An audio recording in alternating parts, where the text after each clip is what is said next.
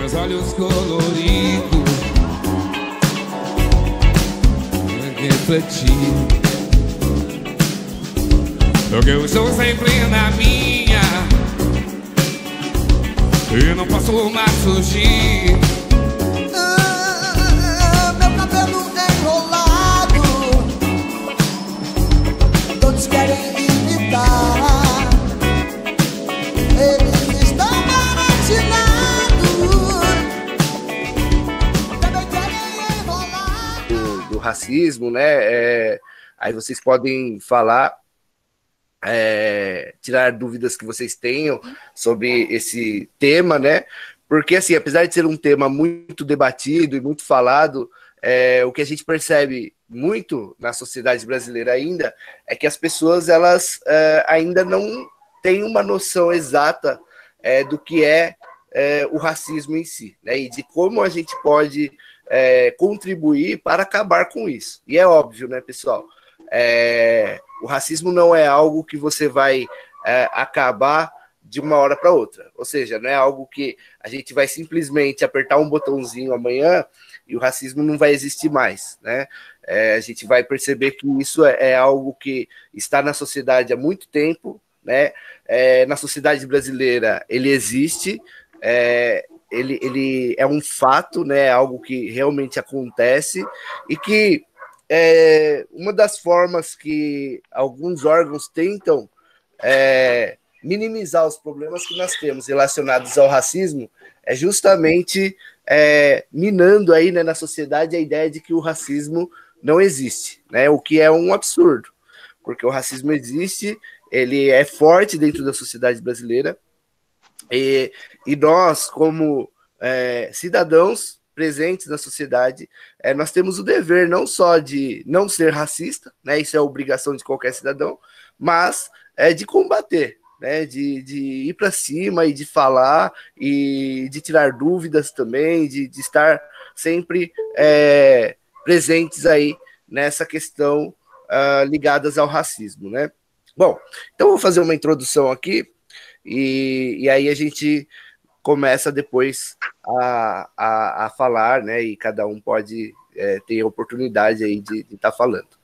Bom, em primeiro lugar, o que eu queria colocar é que o racismo ele é algo que na sociedade brasileira, mais especificamente, e eu vou falar sobre o racismo estrutural, né? Ou seja, que o racismo ele não é só algo que está ligado a uma questão regional, né? Olha, naquele local tem racismo, olha, em determinada situação houve racismo, mas que o racismo ele está na estrutura da sociedade, ou seja, a sociedade brasileira, ela tem como estrutura uma sociedade racista, e aí a gente vai falar uma série de pontos aí, uma série de questões que mostram isso, que provam isso que eu estou dizendo, né? Ou seja, isso aqui não é uma mera opinião do professor, mas é algo que realmente existe e é fato. Então, assim, nós vamos ver o quê? Que o racismo, da forma como nós observamos ele na sociedade brasileira, ele tem um início, né? Da forma como ele tem um início aqui na nossa sociedade. E esse início, ele acontece principalmente a partir aí da sociedade moderna, né? Então, o racismo nesse formato, como nós vemos, ou seja, qual é esse formato que eu estou dizendo, né? Essa questão de você ter classificação de pessoas. Então, começou a classificar as pessoas. Olha, eu sou europeu, eu sou branco, eu tenho os olhos azuis, aquele ali é negro, aquele ali é japonês, aquele ali é asiático, aquele é amarelo. Essa classificação, ela começa principalmente na Idade Moderna. E aí, pessoal, o que acontece? O racionalismo foi um movimento muito bom, né? Eu até dei uma aula ontem sobre isso com os alunos do 8º ano, né? O iluminismo, o racionalismo é um movimento sensacional, maravilhoso. No entanto, é um movimento que não só não é contra o racismo, né? Ou seja, é um movimento que meio que se coloca neutro, né, contra o racismo, mas que também acaba justificando ainda mais essa questão desse racismo que nós temos hoje na sociedade, né? Existiam teóricos naquele momento, que buscavam uma ideia racional para dizer que os africanos, os negros africanos, eram uma raça inferior. Então, assim, eles buscavam classificar qual raça, né? E eu falo raça entre aspas, pessoal, porque, assim, hoje, sociologicamente falando, e politicamente correto, né? O politicamente correto, não existe raças entre seres humanos. Então, se alguém perguntar para mim, Elvis, qual é a sua raça? E se alguém perguntar para vocês, alunos, né? Sei lá, você vai num médico, né? Você vai passar em algum lugar e a pessoa pergunta assim, qual é a sua raça? Né? Tem uma ficha, tal, alguma coisa assim, que é muito comum. A resposta correta a essa pergunta é você falar, eu sou da raça humana, né? Eu sou um ser humano. Essa é minha raça. Por quê? Porque entre seres humanos não existe diferenças entre raça X ou raça Y. Todos nós somos seres humanos. Existe cor, né? Eu sou moreno, negro, enfim, preto, né? O meu colega lá, alguns alunos que eu tenho são brancos, alguns professores são brancos, né? Então, assim, isso é cor, né? Agora, a raça, né? Existe diferença étnica, né? De povos, de povos que nós herdamos aí, e essas são diferenças étnicas. Então, eu com certeza tenho no meu sangue indígena, tenho no meu sangue negros, pretos, afros, né? E devo ter alguma coisa de europeu, ou não sei, devo ter. Então, assim, aliás, com certeza eu tenho, né? Porque a minha família vem de uma mistura aí de portugueses com índios e tudo mais, e aí foi, né, e negros, e aí até que deu, né, nessa maravilha aqui que vocês estão vendo. E isso é muito comum, né, é muito comum na sociedade brasileira. Qual que é a grande característica, a maior característica que nós temos? A maior característica que nós temos aqui na nossa sociedade é justamente a diversidade que nós somos. Nós somos um povo diversificado. Né? Então, se você observasse, né, por exemplo, esse ano teria Olimpíadas, né? E aí, se você observasse as delegações, você ia perceber o quê? Quando aparece lá uma delegação europeia, a maioria das pessoas são brancas.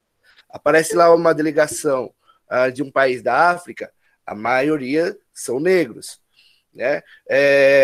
Claro, em alguns países há uma mistura, né, como a África do Sul, por exemplo, por conta da colonização inglesa e tudo mais, mas outros países, no geral, a maioria vai ser negra. Essa é a característica, né?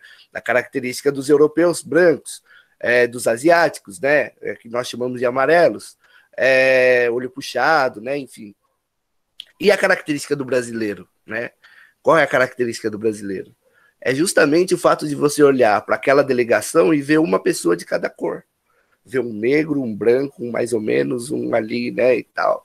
Essa é a característica, nós somos uma diversidade. Claro que, infelizmente, pessoal, até essa diversidade, infelizmente, ela não é algo a ser comemorado e nós temos orgulho disso. Por quê? Porque essa diversidade que acontece na sociedade brasileira, ela foi fruto de vários problemas raciais, racistas, ao longo da história. Por quê? Porque os africanos vieram para cá, acorrentados, escravizados, né? Chegaram aqui no Brasil, foram escravos durante muitos anos. Pessoal, para vocês terem uma ideia como essa questão do racismo é séria aqui no Brasil, o Brasil foi o último país a acabar com a escravidão. Último. Pessoal, não tinha escravidão em lugar nenhum do mundo mais. E no Brasil ainda tinha. Isso foi em 1888, quando foi assinada a Lei Áurea por uma questão econômica. Tá? Não foi por uma questão de benevolência, foi por uma questão econômica. E, claro, principalmente pela luta que os afrodescendentes aqui já travavam. Né, os negros africanos que estavam aqui já travavam uma luta contra essa desigualdade, contra a escravidão, né, contra os abusos que aconteciam ali. Então, por isso que nós chamamos isso de racismo estrutural, porque ela está na estrutura. E é óbvio, né, pessoal, que quando, em 1888, acabou a escravidão, não foi, agora vamos ligar uma luzinha aqui, e todo mundo agora vai viver feliz e contente em harmonia. Não, muito pelo contrário, né? E aí eu falo para vocês já pararam para pensar há quantos anos atrás isso faz? 1888. Quantos anos atrás, né, acabou a escravidão aqui no Brasil? Se você contar, pessoal, vai dar aproximadamente 132 anos. 132 anos, pessoal. Em termos de mudança estrutural, mudança cultural, né, porque o racismo, ele infelizmente faz parte da cultura de um povo, né? Então, em termos de mudanças desse sentido, pessoal, é pouquíssimo tempo. Pouquíssimo tempo. 133 anos, se você contar aí a uma pessoa que morreu com 100 anos, a mãe dela provavelmente viveu na época da escravidão, né? Então é pouco tempo. Se sua avó morreu lá com 90 anos, ou se sua avó hoje tem 90 anos, né, provavelmente a sua bisavó, a sua tataravó, ou seja, 3, 4 gerações atrás, viveram na época da escravidão. E é por isso que o racismo é algo tão forte ainda na nossa sociedade. Que, claro, com muita luta na sociedade atual, nós temos visto várias mudanças acontecendo, algumas mudanças acontecendo, muito sutis ainda, eu diria, mas tem acontecido algumas coisas. Eu acho que o fato de nós podermos hoje abrir uma sala, né, e levantarmos esse assunto abertamente, né, para que vocês possam ouvir e para que todo mundo possa debater sobre isso, eu acho que já é uma bela alternativa, mas falta muitas coisas ainda, né? E aí eu introduzo então dessa forma e passo então para o professor José Carlos, aí depois a gente vai falando mais algumas coisas que a gente tem aqui anotado, né, para que vocês possam ouvir, aprender e também tirar as dúvidas de vocês, tá? Aí eu passo para o José Carlos, depois do José Carlos a Regiane, e depois o professor Elias. E aí depois os demais professores, quem quiser participar, o Fábio aí, né, que entrou em contato, não sei se os outros professores estão presentes também, e os alunos também que quiserem falar algo sobre isso, fiquem à vontade, tá? Então, José Carlos, pode assumir aí. Opa, beleza? Tô aqui, tá, pessoal? Que eu tô segurando o celular, não tô em casa hoje, mas tô por aqui, tá? Sou o professor José Carlos, né? Agradecer aí esse primeiro momento ao Elias, que convidou, né, para falar sobre esse tema que é um tema bem importante para a sociedade brasileira, né? Eu vou falar um pouquinho sobre o racismo recreativo, né, ou piadas racistas, como queiram, né? Esse tema racismo recreativo, ele é de um cara que, para mim, assim, é um dos melhores nesse tema, né? É Adilson José Moreira. Ele é um jurista na questão de direito racial, né? Estudou em Harvard, enfim, é um negro ativista do movimento, e ele vem trazendo para a gente várias discussões, né? Um desses livros, um dos muitos livros que ele tem lançado, esse é um, né? Racismo Estrutural, que fala também um pouco do que o professor Elias falou, né? Já que esse racismo está na espinha dorsal da nossa comunidade, do nosso povo brasileiro, né? Então ele vem, essa espinha, ela tem várias vertentes aí, várias encruzilhadas, né, como o pessoal costuma dizer nessa questão. Então, a primeira questão que eu vou colocar para vocês, para a gente debater depois, discutir, é a questão da piada racista, né? Vamos buscar no direito isso um pouquinho, né? No liberdade de expressão. Né? A gente ouve piadas, enfim, fala, mas é a liberdade de expressão do cidadão brasileiro. Sim, ele tem a liberdade de expressão. Só que, primeiro ponto, ele não pode explorar nada que seja pejorativo, certo? Para ganhar com isso, ou seja, questão econômica. Então a gente temos muitas piadas, agora esse momento de stand-up, né? O pessoal gosta, tal. É uma exploração de um preconceito para receber grana. Isso não está na Constituição. Então isso não pode numa liberdade de expressão, né? O que é a Constituição? Nós temos a federal, né? Que diz do direito político, o direito do cidadão, o direito da democracia, certo? Então, isso não inclui piadas racistas. Então, direito de expressão não dá direito a isso, né? Ou seja, o direito não dá o direito, né, de piada de natureza preconceituosa, falando numa minoria, apesar de sermos 52% de negros no Brasil, ou declarados negros, que auto se definem, né, como negros ou pardos, é uma maioria. Mas dentro de políticas públicas, ainda somos minoria. E nesse contexto de piadas racistas, não entra só o negro, entra o asiático, que vocês podem ver com essa questão da pandemia, é muito preconceito com o asiático. Entra também obesos, e aí mais uma malha muito grande desse público, que é denominado, né, inferior. Ou seja, esses estereótipos negativos, né, contra essa minoria, não pode levar para o humor, né? Ou seja, esse humor, quando eles fazem essa piada racista, em determinados locais, determinadas novelas, ou enfim, ele está trazendo o quê? Ele está sendo benigno ou maligno, benéfico ou não benéfico, né? Então, ele não pode impedir, na jurisprudência legal, jurídica, de que essa minoria tenha um acesso como a dita tal, né? A tal dita maioria, né? Isso entra numa responsabilidade social muito grande, né? Na questão da sociedade humana. Essa sociedade humana, o que prega? Prega nada de extremismo, nada de estereótipo, né? E sim, essa sociedade humana, ela prega o respeito, né? Ou a respeitabilidade do cidadão perante ao outro, né? Com essa respeitabilidade social, vem a famosa inclusão social, que nem o professor Elvis acabou de falar, em 1888, pressão inglesa, último país, Brasil liberta, né? A lei, né? A lei que menos foi fundamentada, declara-se hoje, a partir de hoje, declara-se o fim da escravidão no Brasil. E os negros foram para onde? Para as ruas. Muitos ficaram nas fazendas, como escravo ainda, porque não tinham o que fazer, e uma malha muito grande deles foram para as encostas, subiram os morros, e aí a gente sabe um pouco dessa história, certo?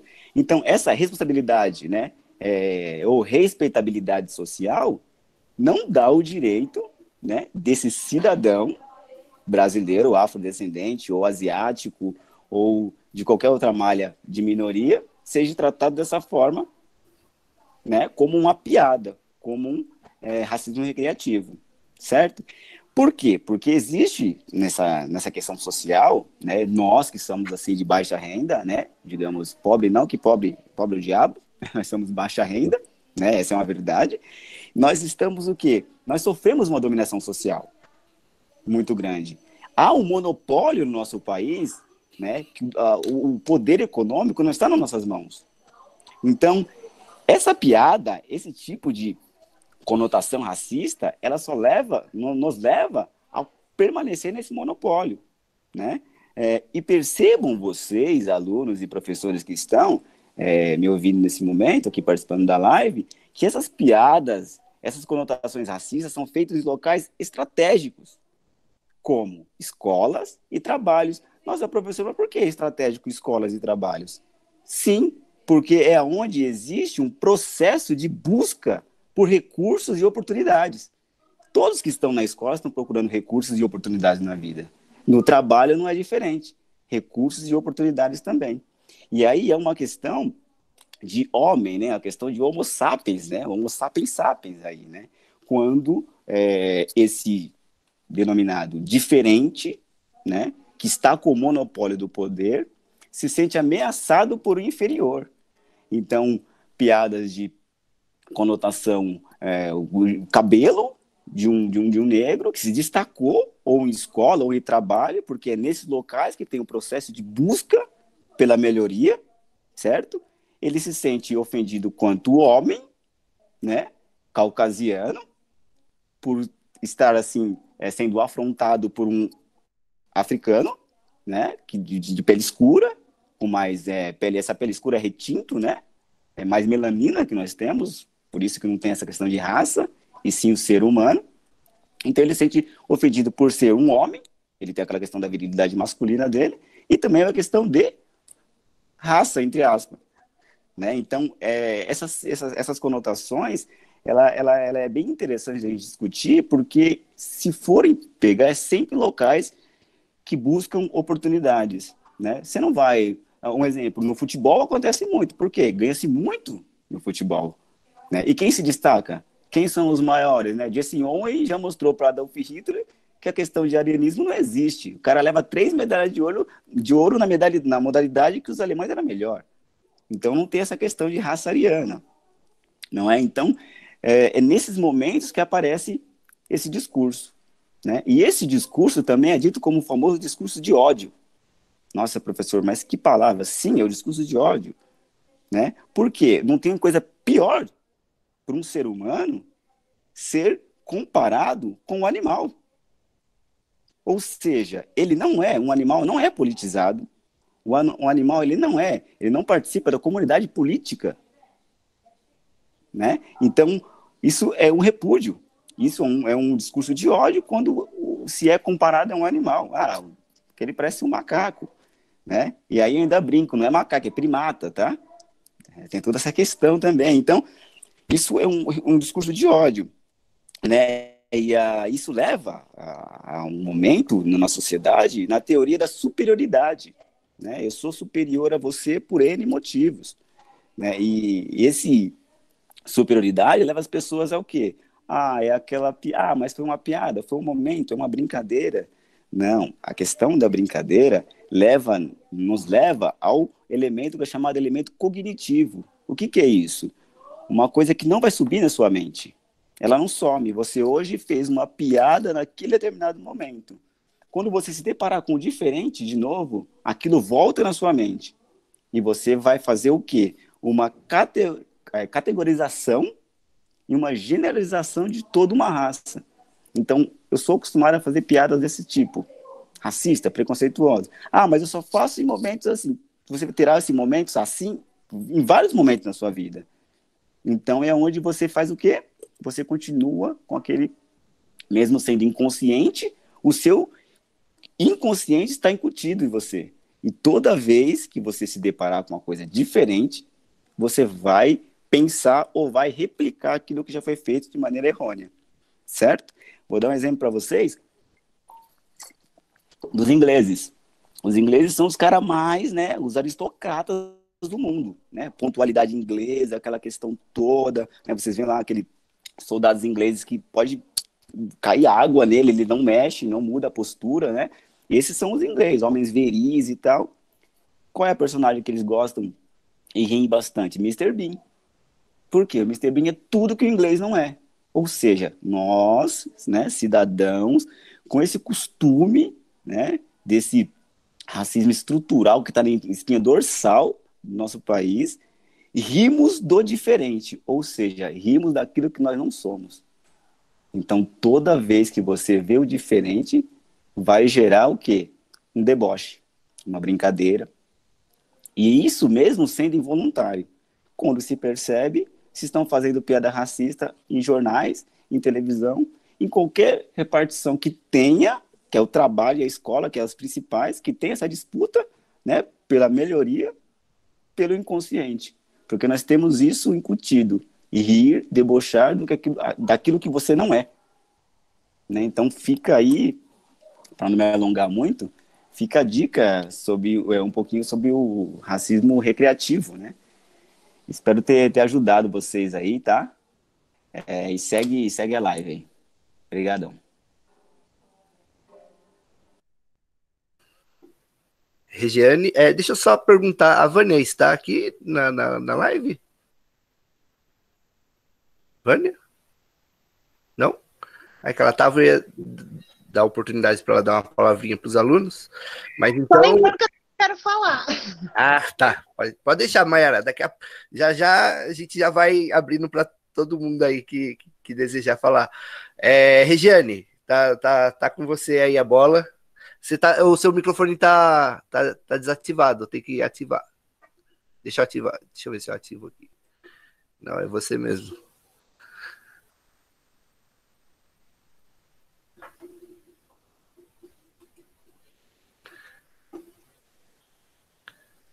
Você tem que clicar aí no seu microfoninho aí.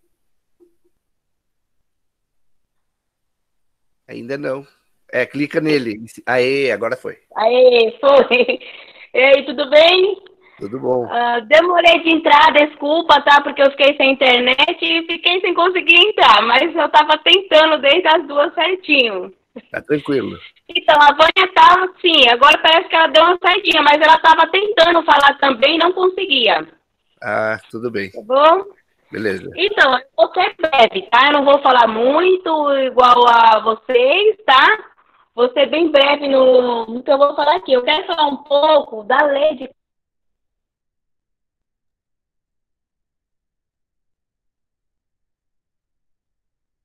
Ué. E, pessoal, parece que caiu aqui a Regiane, caiu... Regiane?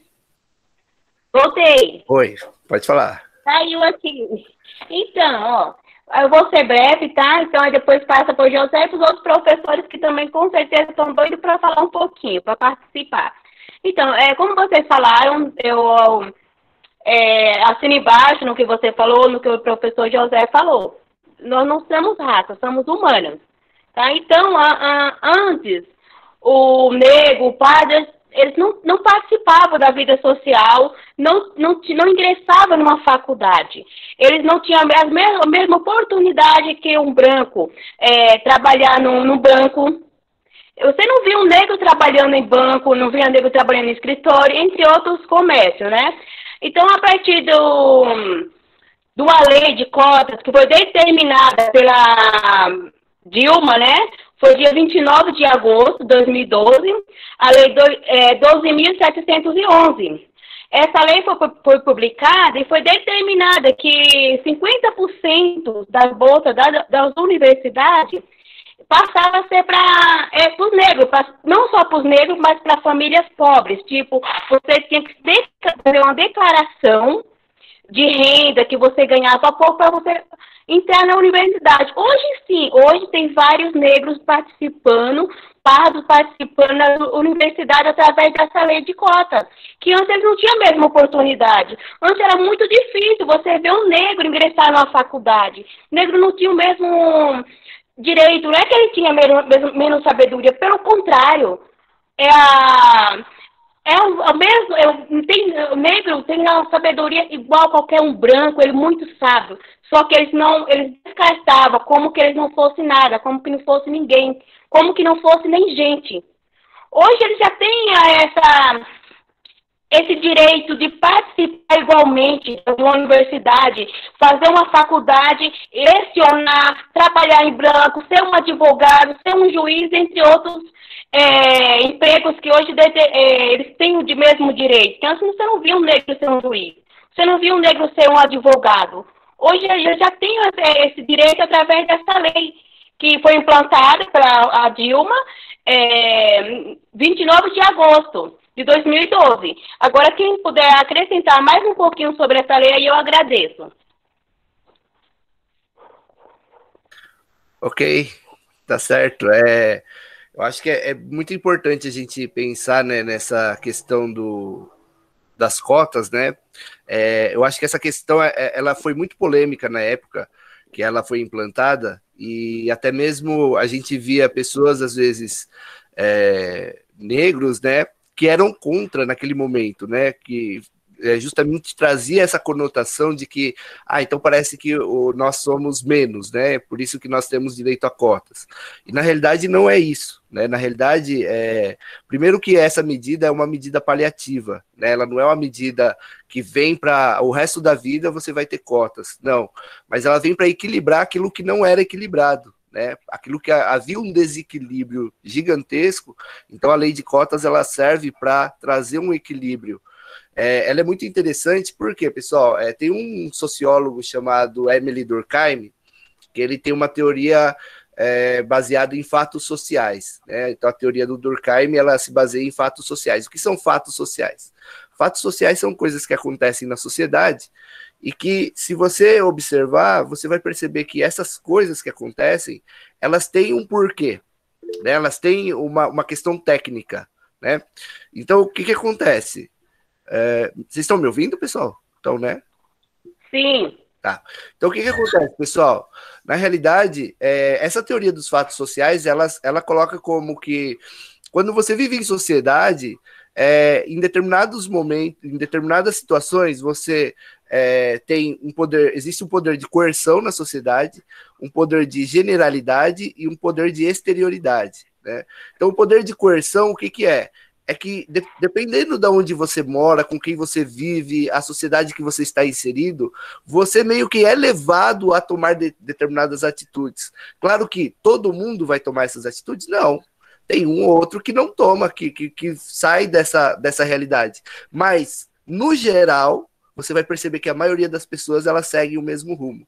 E se você pegar essa teoria dos fatos sociais atrelada à história dos negros no Brasil, você vai perceber o quê? Como o José Carlos colocou. Quando foi feita a libertação dos escravos, o que aconteceu com os negros? Eles foram soltos e falaram, olha, se vira, né? Não deram emprego para os negros. Simplesmente soltaram eles nas ruas e deixaram.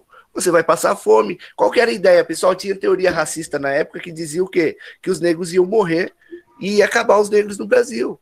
E aí olha só, houve uma lei, uma ideia de embranquecimento da sociedade brasileira. E é nesse momento que acontece o quê? A abertura do Brasil para a imigração. Ou seja, vai se abrir o Brasil aqui, haver uma abertura, e vai vir imigrantes italianos, principalmente, para o Brasil, para trabalhar aqui nos campos, né? E se você pegar em alguns lugares, alguns livros, você vai ver até uma fala que é extremamente racista, onde vai estar escrito assim, devido à falta de mão de obra, foi obrigado a abrir a imigração para que imigrantes viessem trabalhar aqui no Brasil. Que falta de mão de obra? Sendo que você tinha milhões de negros que eram escravos e que estavam na rua sem trabalho. Ou seja, pessoal, olha só como que esse racismo ele é forte. Os negros serviam para ser escravos, mas eles não serviam para ser trabalhadores assalariados. Então, os brancos não queriam pagar, né? Então, você tem exceções, raras exceções de fazendeiros que contratavam os negros para, a partir de agora, pagar salário. E para finalizar isso, pessoal, essa questão das cotas raciais, não só isso, mas quando acaba a escravidão no Brasil, os brancos foram indenizados pelo Estado. O Estado pagou para que os brancos libertassem os escravos. Ou seja, eles já faziam algo errado e ainda receberam dinheiro para deixar de fazer. Você imagina só, pessoal, hoje um cara comete um crime na sociedade, e aí a sociedade, né, o Estado, ele chega nesse cara e fala assim, olha, se você parar de cometer esse crime, a gente vai te indenizar. Né? Sendo que o correto, o ideal era o quê? Era esse cara ser preso, né? E para finalizar a questão das cotas, então o que acontece? Baseado na teoria dos fatos sociais do Durkheim, quando você dá a oportunidade para que os negros sejam inseridos nas universidades, qual é a tendência?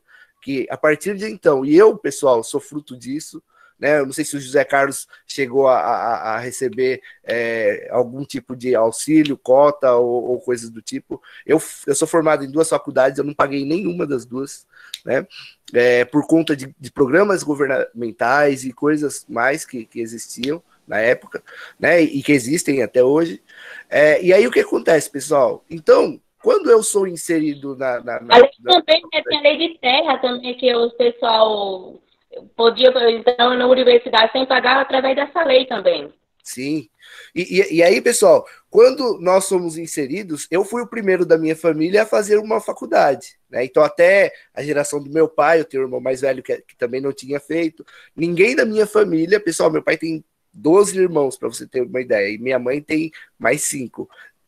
De toda essa família gigantesca que eu tenho, nunca ninguém tinha entrado na universidade. Eu fui o primeiro, a primeira geração que entrou. E aí depois alguns entraram. Oi, José, pode falar. Na minha família eu sou único a ter nível superior, certo? Uma família enorme também, bem estruturada agora, né? Mas que não teve oportunidade nenhuma de fazer uma faculdade. E ainda sou o único, somos 5 irmãos, do mesmo pai e mesma mãe, eu tenho mais um irmão por parte de mãe e outro por parte de pai, e ainda sou o único que tem um nível superior. Então é muito complicado essa questão, né? Quando a gente fala assim, o pessoal fala assim, mas coitadinho. Não, não é coitadinho, é fato, é real. Isso tá na pele, né? E é uma coisa de pele, realmente. Exatamente. Toda essa dificuldade, essa ascensão, é lutar todo dia contra uma coisa, contra um estereótipo que foi colocado na nossa sociedade, que para tirar agora, cento e tantos anos do fim de uma coisa que não acaba, né? Vocês percebem que o negócio é muito complicado. E não é só aqui no Brasil, né? A gente está falando de Brasil porque a gente sente na pele. Isso é mundialmente. Isso é mundialmente. Então é bem peculiar, né? O negócio é bem complicado. O Elias, Elias, desculpa aí que eu falo bastante, né? Mas fica à vontade aí. Elias, você tá aí, Elias?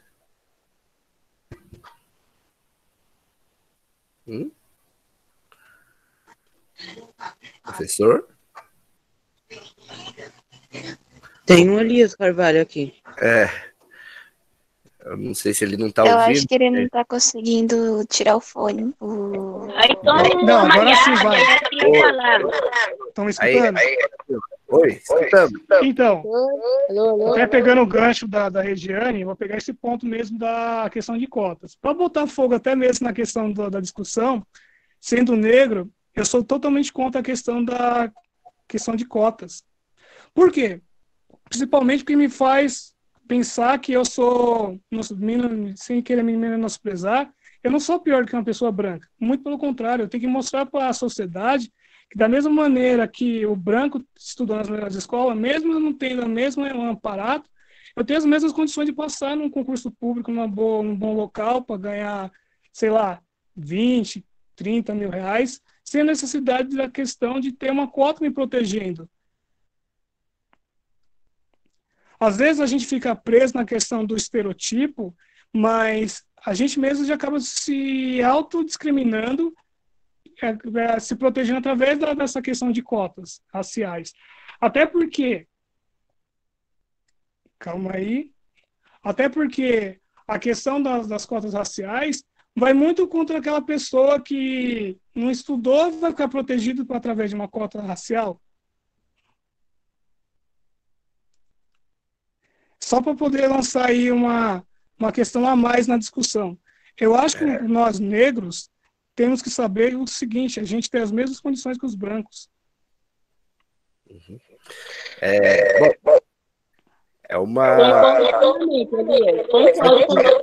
Porque você, por exemplo, dependendo do curso que você for numa faculdade, seja ela privada ou pública, por exemplo, TI. Quantas pessoas negras se formam em TI? Tudo bem que agora, como está um pouco mais universal a questão de oferecimento de cursos, você tem uma questão maior de pessoas que se formam, mesmo sendo negras. Mas, por exemplo, eu tive acesso a uma faculdade privada, tinha 2 pessoas negras se formando em TI. Por exemplo, medicina. Quantas pessoas negras você vê se formando em medicina? Quantos médicos negros, quando você vai no consultório, são negras? Quando você entra no consultório e vê uma pessoa negra, você tem um impacto muito grande.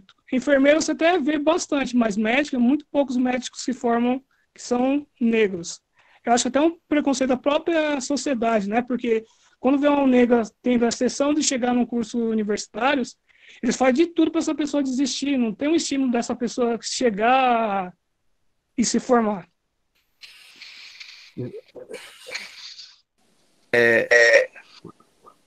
Então, Elias, você pode explicar um pouquinho sobre a questão da eco. Calma aí. Isso. Então, pensando na sua posição, assim, eu respeito, né? Assim como se tiver algum aluno e outros professores também que pensam como Elias, eu respeito totalmente a opinião, né? Eu acho que a grande questão é a diversidade, né? Eu acho que nós somos plurais e isso que é legal, né? Essa pluralidade de pensamentos aqui. E eu acho que até a a forma como Elias pensa é legal para a gente esclarecer, né? Ele colocou aqui como ele vê essa questão de cotas, né? Eu tenho uma visão totalmente diferente da dele com relação a isso, né? Até mesmo porque eu não enxergo isso de uma forma menosprezando, né? Ou seja, porque eu consegui entrar na faculdade por cotas, eu sou menos? Não. Na realidade, eu enxergo isso como uma forma de você equilibrar, como eu disse anteriormente, né? Equilibrar aquilo que é desequilibrado, né? Então, por exemplo, como o Elias colocou, né? O fato de você não ter médicos negros não é porque os negros não correm atrás, né? Eu não vejo isso. Muito pelo contrário, eu vejo que não tem, justamente porque existe um preconceito gigantesco na sociedade, e mais uma vez, eu me baseio na teoria dos fatos sociais do Durkheim, para falar o quê? Para falar que não tem por quê? Porque existe uma coerção social, existe dentro da sociedade uma força que ela é exterior ao indivíduo, ou seja, ela é exterior ao negro, que força ele a ir para outros caminhos.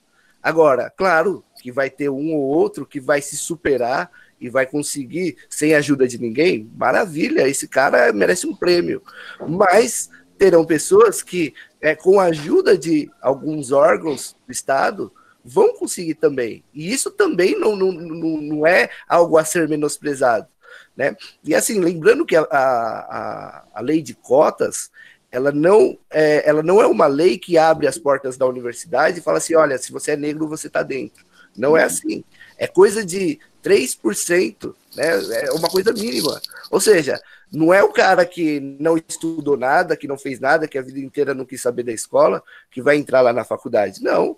É o cara que estudou, que ralou pra caramba, e a hora que ele tá ali, ó, bateu ali, ó, os pontos pau a pau ali com uma pessoa que não se considera negra, uma pessoa branca, por conta dessa lei de cotas, ele vai estar na frente. Por quê? Porque, na verdade, é uma forma do Estado equilibrar aquilo que é desequilibrado. Ou seja, é colocar pessoas negras na faculdade.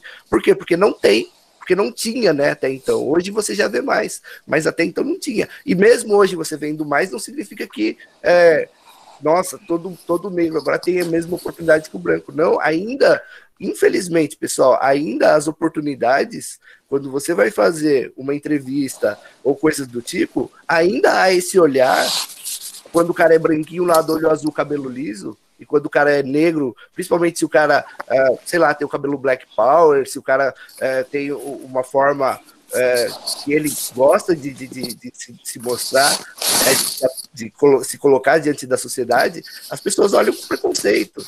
E isso eu acho que é uma coisa que precisa realmente ser vista de uma forma plural, né? O José Carlos quer falar?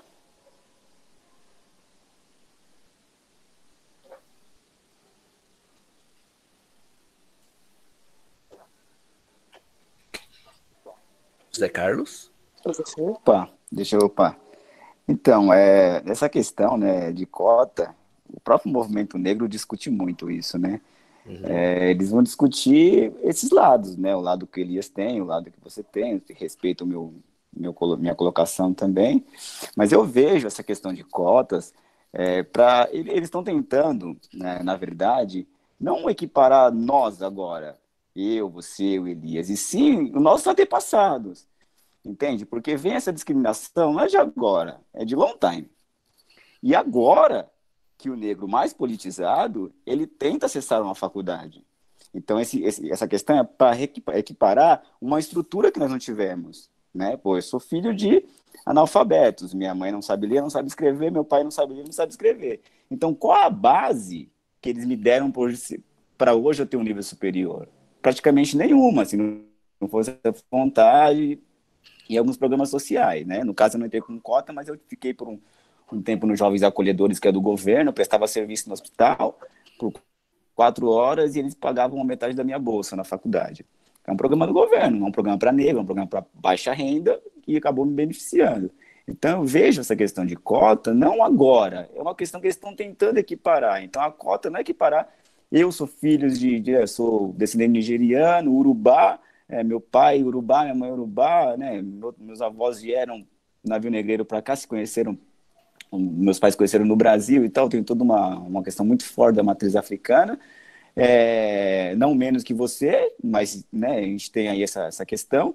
Então, assim, não é comigo essa equiparação, estão tentando equiparar eles. Porque imagine, ó, se você vai procurar um emprego, certo? O entrevistador de emprego, geralmente, né, são brancos, que frequentam clubes brancos, né, moram num local onde tem brancos, então eles não vão ver aquele possível negro como um recrutado da sua empresa.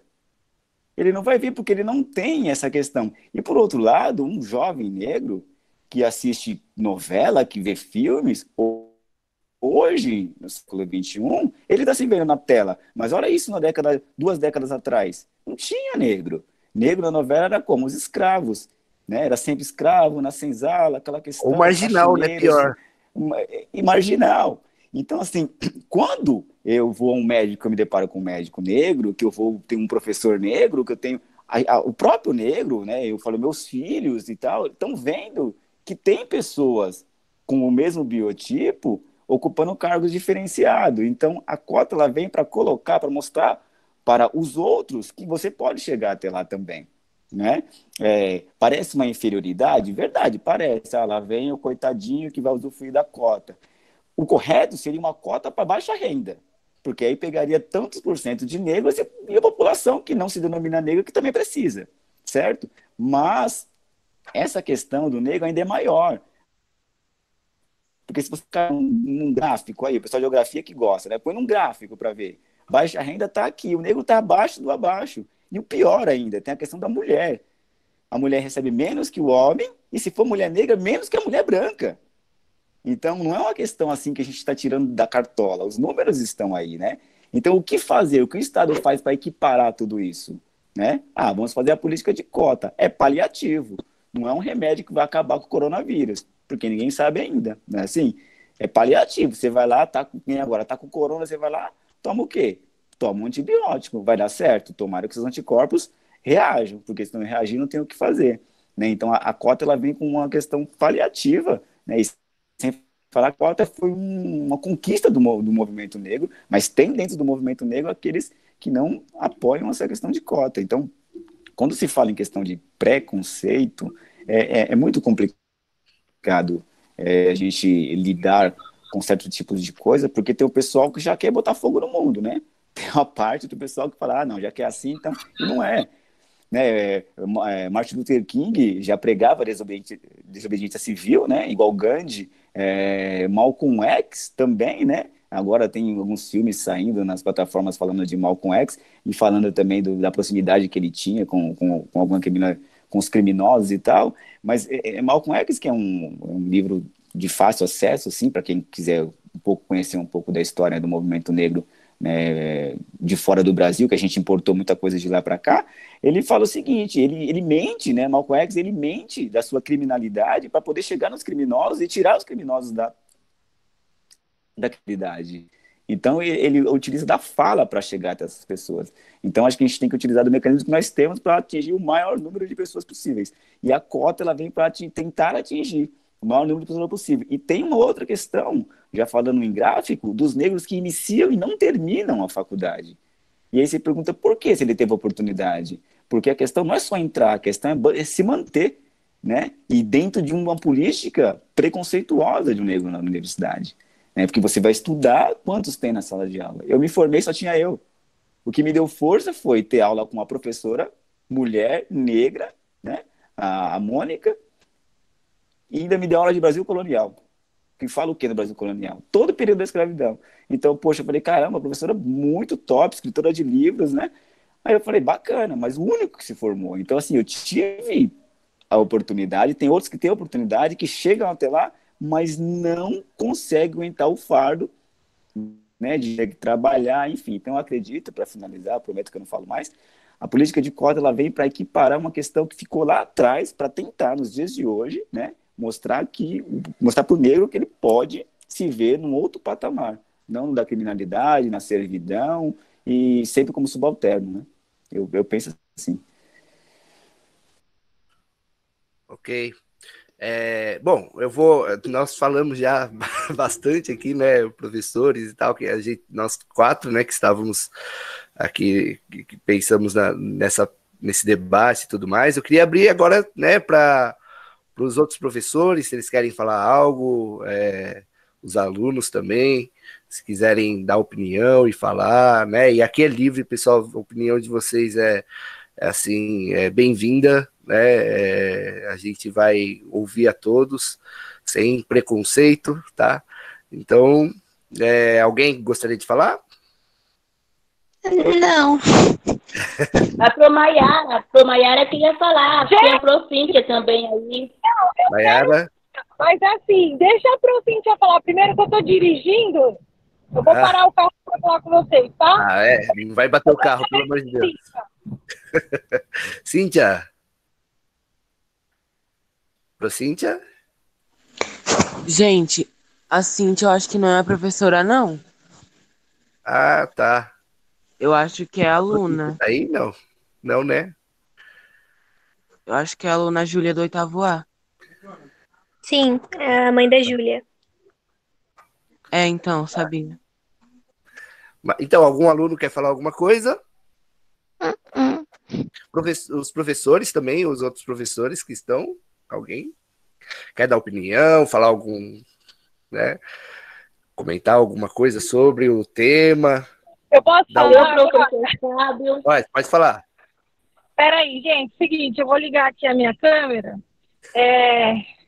Tô dentro do carro, eu parei aqui para falar com vocês. Eu estava no sítio, eu falei, vou dar uma corridinha lá para casa, né? Mas não deu tempo. Eu gosto muito dessa, como eu tinha comentado em uma videoaula também, videoaula que fala, aquela que você fez com o Elvis, de política, essas coisas. E isso. Eu gosto de interagir, eu gosto de estar no meio desses assuntos, porque é algo que a gente vive, né? Então, esses assuntos todo mundo deveria falar, todo mundo deveria comentar. Igual eu vi aluno falando assim, não quero falar. Não é assim, não quero, né? Eu tenho que interagir, porque é algo que faz parte do nosso cotidiano. O racismo, ele não vai acabar tão cedo. A gente, a cada ano, vai evoluindo um pouquinho, né? De pouquinho em pouquinho, mas é algo que não vai acabar. Infelizmente, eu tô aqui 1 hora tentando tirar isso aqui, gente. Mas é algo que tem que partir da gente. Então, se eu não me engano, foi o professor Eli. Ela caiu. Deu pra perceber. Pro? Alô? Oi. Professora, tudo bem? Maiara? Eu acho que não deu certo. Eu acho que ela caiu porque ela tá lá no carro. Eu acho que ela caiu. Que acabou o 3G. Será que a internet dela parou, gente, do celular? Maiara?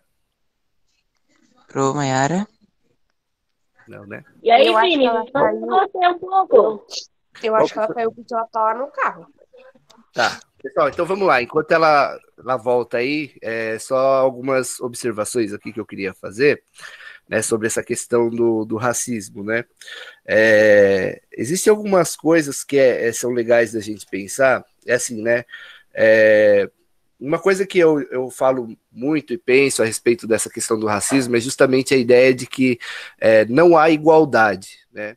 Então não há igualdade entre brancos e negros na sociedade, né? Uma coisa importante, tem um professor que fala sobre racismo estrutural, o nome dele é Silvio Almeida. Se vocês buscarem no YouTube lá, hoje tem muita coisa sobre o Silvio Almeida lá, e tem muitos vídeos dele falando, ele é advogado, né? Ele é uma dessas pessoas que se superaram, né? Como o Elias colocou, e realmente existem alguns nomes assim que se superaram, né, dentre todas as dificuldades que os negros sofrem na sociedade, a gente encontra, né, alguns nomes, e o Silvio Almeida é um desses nomes. Ele é advogado, ele é professor universitário, ele dá aula no Mackenzie, ele dá aula em faculdades no exterior, e ele escreveu um livro sobre racismo estrutural, e ele fala algumas coisas bem interessantes aí nesse livro, né?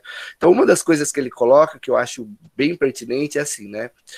Quando a pessoa, de repente, pensa, né? Mas não é bem assim, né? O racismo não é... Aqui no Brasil, a gente não é racista.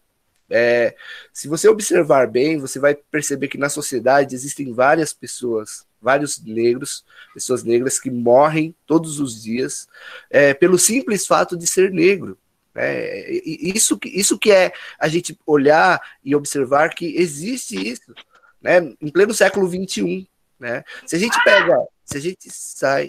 sai do Brasil e vai, por exemplo, para uma sociedade como a sociedade norte-americana, né, como os estadunidenses, você vai perceber o quê? Que lá também, de uma forma mais forte, talvez, do que aqui. Mais direta, eu diria, né? Porque aqui, infelizmente, como o racismo aqui é velado, a gente tem uma falsa impressão de que ele não existe. E aí, pessoal, para quem não é negro, né, para quem é branco, às vezes você não sente na pele isso. Quem é negro sente. Por quê, pessoal? Se você está andando na rua, por exemplo, num grupo de pessoas, e, por exemplo, tem uma batida policial, se você é negro, pessoal, é 90% de chance de você ser parado. 90%. Isso eu acho que eu estou sendo um pouco ainda sutil na minha análise. Né? Quem é negro passou por uma batida policial, a polícia para. Se você estiver no carro, a polícia para. Se você estiver a pé, a polícia para. Né? E aí, nesse livro do Silvio Almeida... Oi? Oi, pode falar? Tem um colega, o professor Gabriel Nunes, ele é de Jundiaí e ele está participando com a gente. Então, é um convidado meu, está participando. Se ele quiser falar um pouco, ele pode falar também. Participa aí com a gente, ajuda. Ok, é Gabriel o nome dele? Isso, sou eu aqui. Ô, Gabriel. Gabriel, se quiser a palavra, fica à vontade. Não, eu só queria fazer um questionamento mais assim sobre o Congo belga, que eu não tenho muito conhecimento, mas eu acredito que até 1808 lá teve um regime quase de escravidão, né? E outra coisa é sobre o apagamento da memória negra, tanto no Brasil como aqui na nossa região, que eu vivo mais, que é Jundiaí, sobre pós-escravidão. Eles apagaram todos os tipos de monumento e não ter homenagem nem representação. Tem as caravelas no centro de Jundiaí, para quem conhece. Tínhamos o cemitério dos negros escravizados, que eram seres humanos escravizados. Só que a gente não tem o significado, a simbologia do pertencer do negro. Porque eles apagam a Igreja do Rosário dos Homens Negros de Jundiaí, destroem, passam a rua. O cemitério também... não tem uma placa, não tem nada que diga aqui serão enterrados negros escravizados em Jundiaí.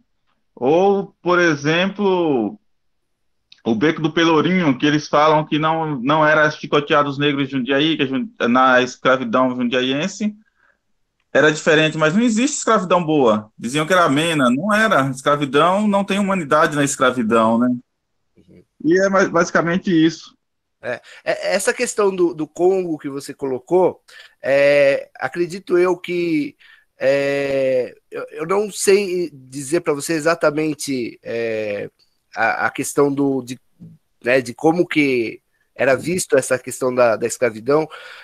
Lá no Congo eu nunca fiz um estudo mais aprofundado, eu não sei te dizer exatamente. A única coisa que eu me lembro, assim, meio que superficialmente ainda, uma coisa bem, quase que senso comum aí, é pensar talvez esse tipo de escravidão que ultrapassou o século XX, né, em vários países da África nós tivemos aí, foi fruto do neocolonialismo, né, do novo sistema colonial que foi criado, implantado, principalmente na África e na Ásia, né, nesse período.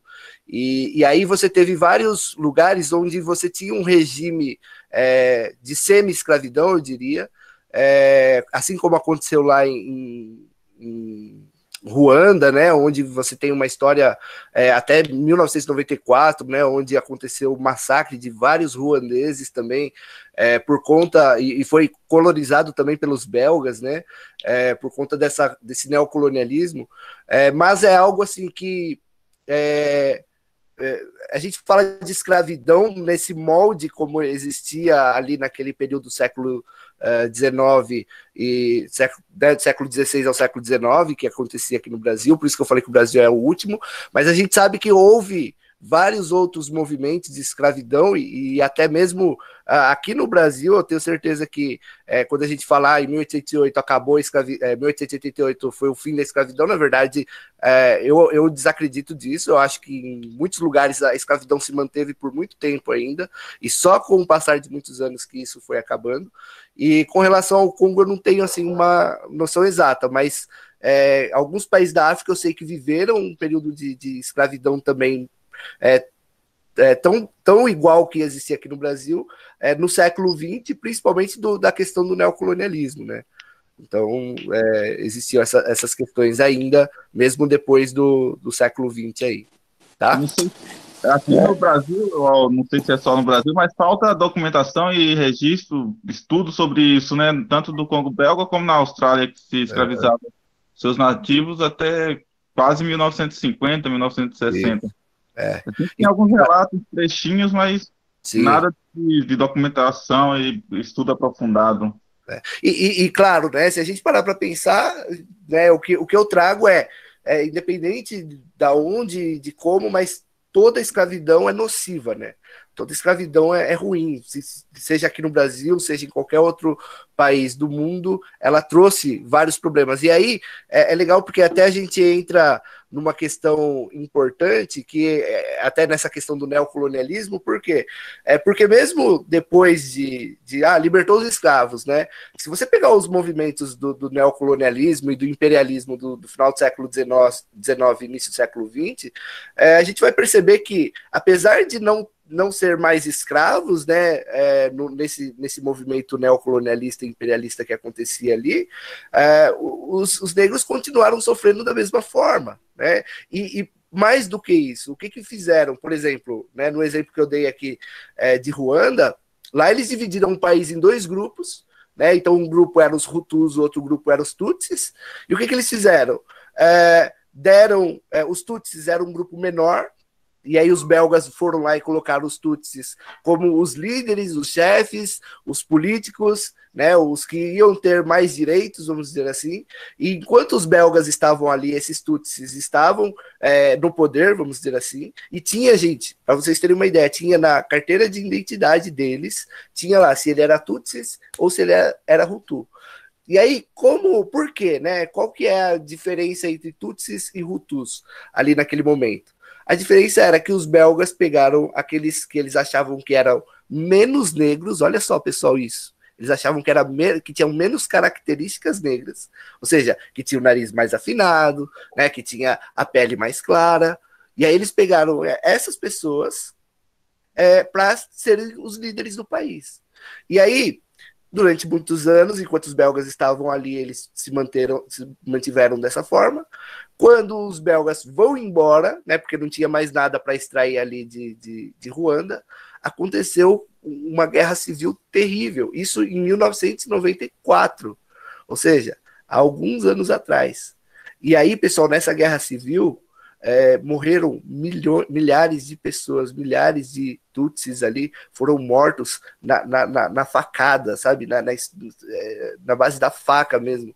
Então, gente, para vocês terem uma ideia como essa coisa foi tão forte, maridos Hutus matavam suas esposas que eram Tutsis, por uma questão ideológica que foi embutida ali naquela sociedade. Por quem? Pelos europeus que foram lá, colocaram isso, estabeleceram essa sociedade, fizeram essa divisão, fizeram tudo isso e foram embora. Quando que essa sociedade vai ter aí, vamos dizer assim, uma estabilidade, né? Mediante a tudo isso. Então, olha só, e quem causou tudo isso, né?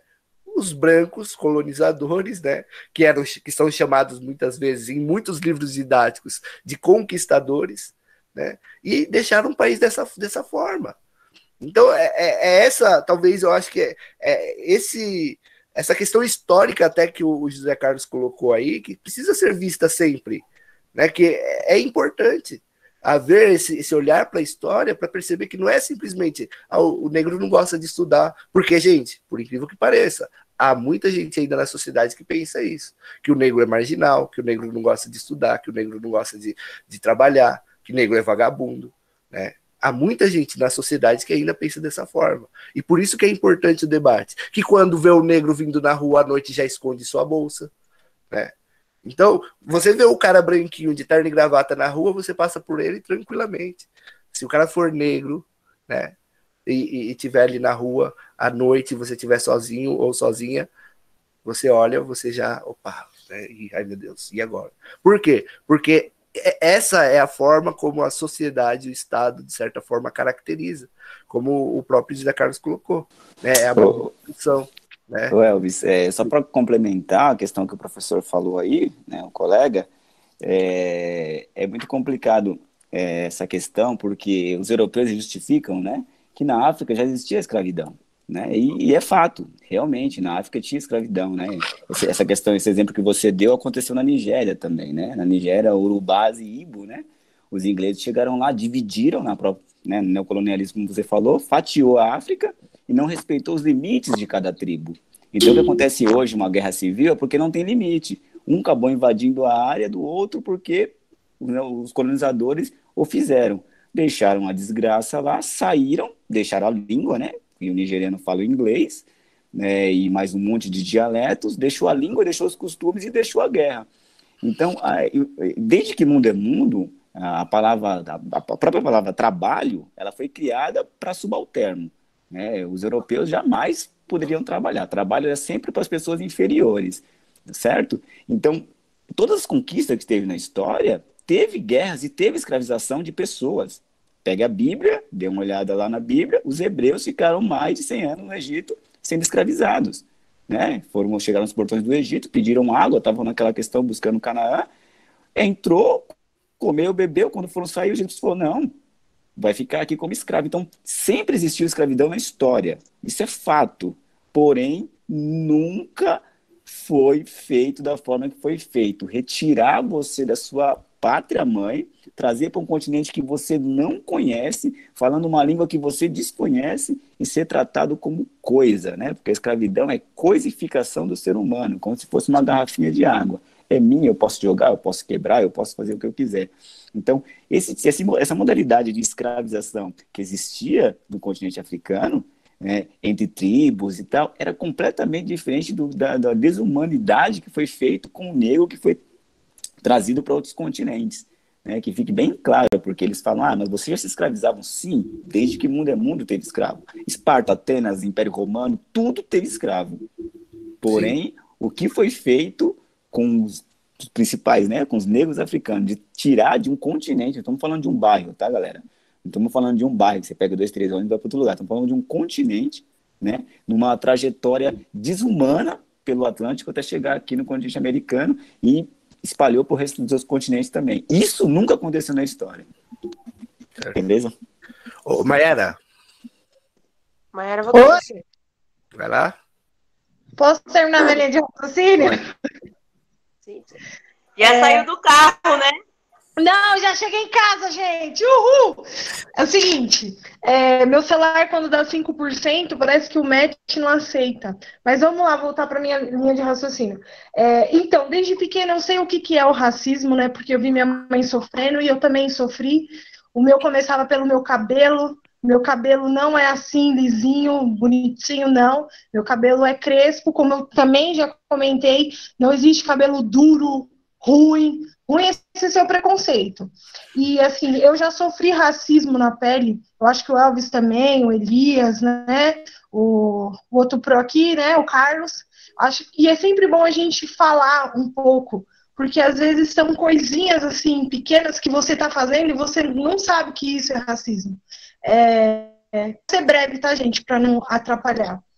A primeira vez que eu sofri racismo na minha vida foi quando eu fui numa entrevista de emprego e o cara optou pela loirinha dos olhos azuis, que não tinha qualificação nenhuma, do que uma mulher, que naquela época meu cabelo era afro, né? Como ele fez um comentário lá na dinâmica, né? Que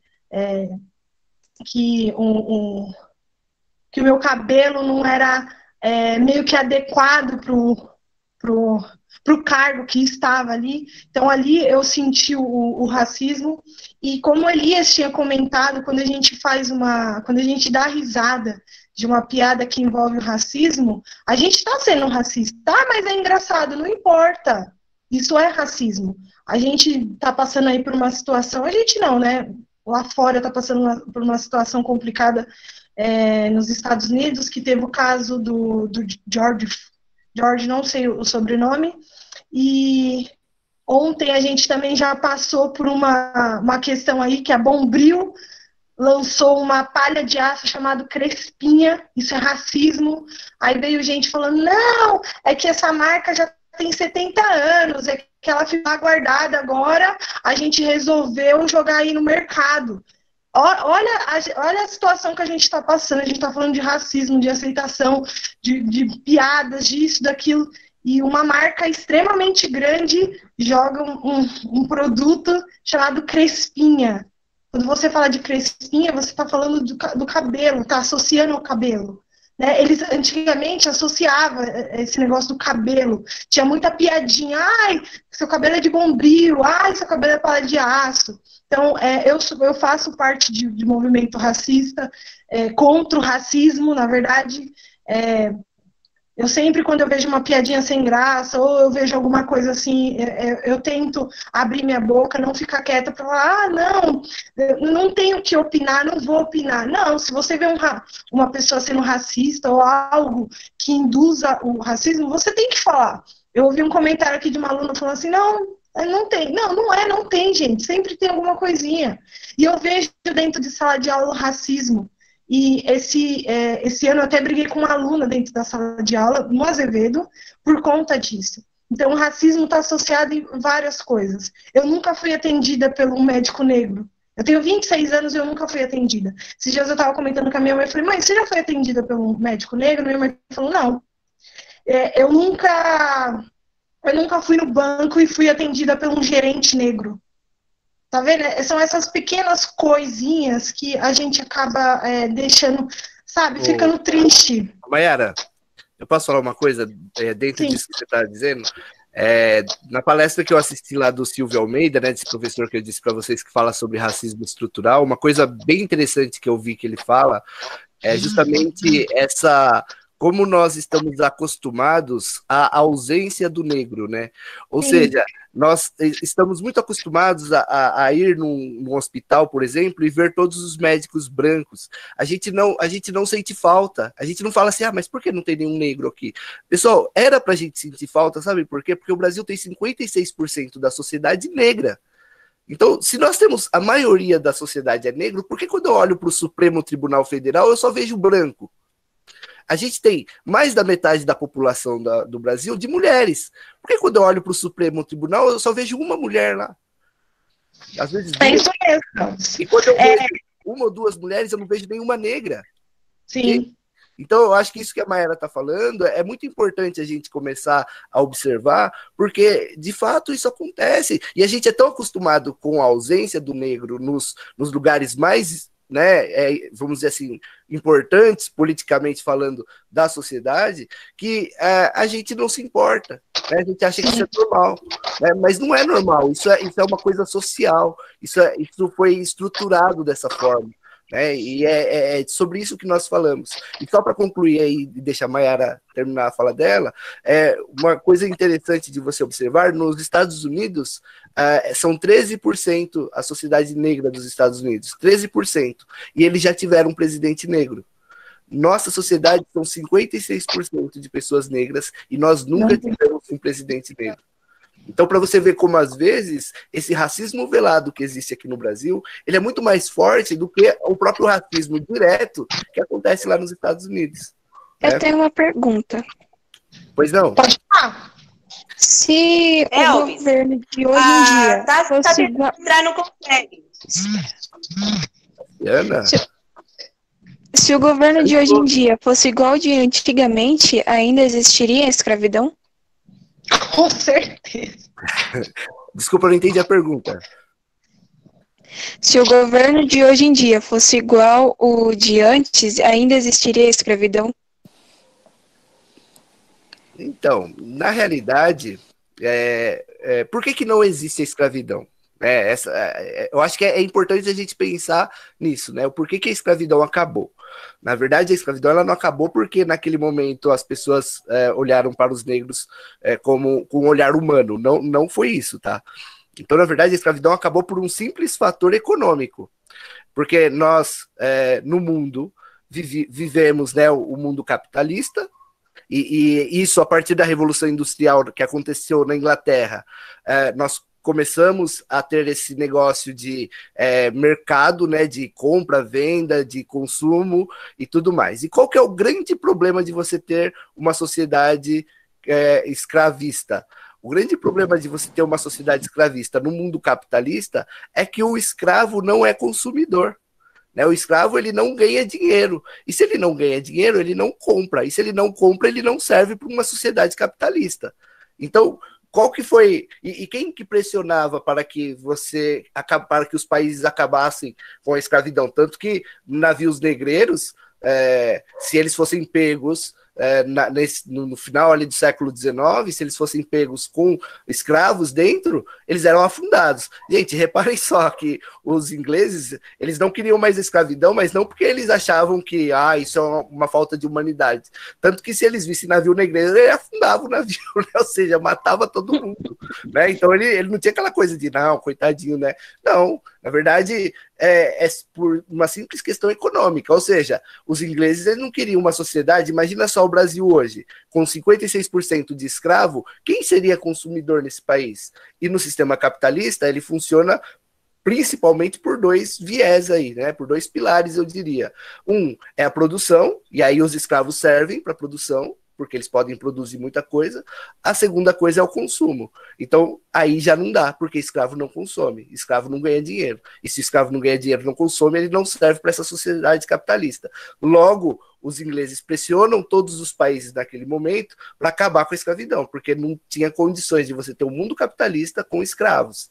Então, na realidade, quando acaba a escravidão, ela não acaba por uma questão humanitária, ela acaba por uma simples questão econômica. Então, eu acho que aí responde a sua pergunta, né?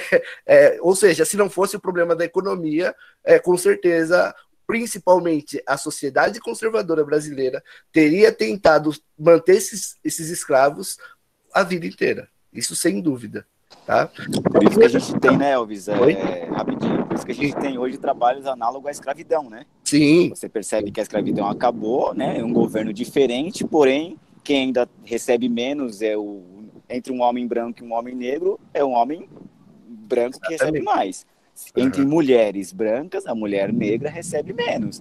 Então, a gente percebe que, assim, mesmo essa inferioridade, ele muda o patamar. A gente pode produzir, mas não podemos consumir.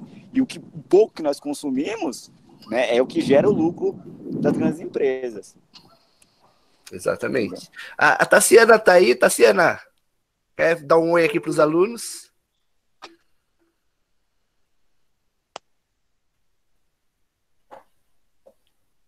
Eu acho que ela não tá aí, professor. Ah, tá aqui, ó. Ela tá assim. A Tassi acabou de entrar. Tá. Aqui. Oi, o seu microfone tá desligado. Tem que ligar o microfone.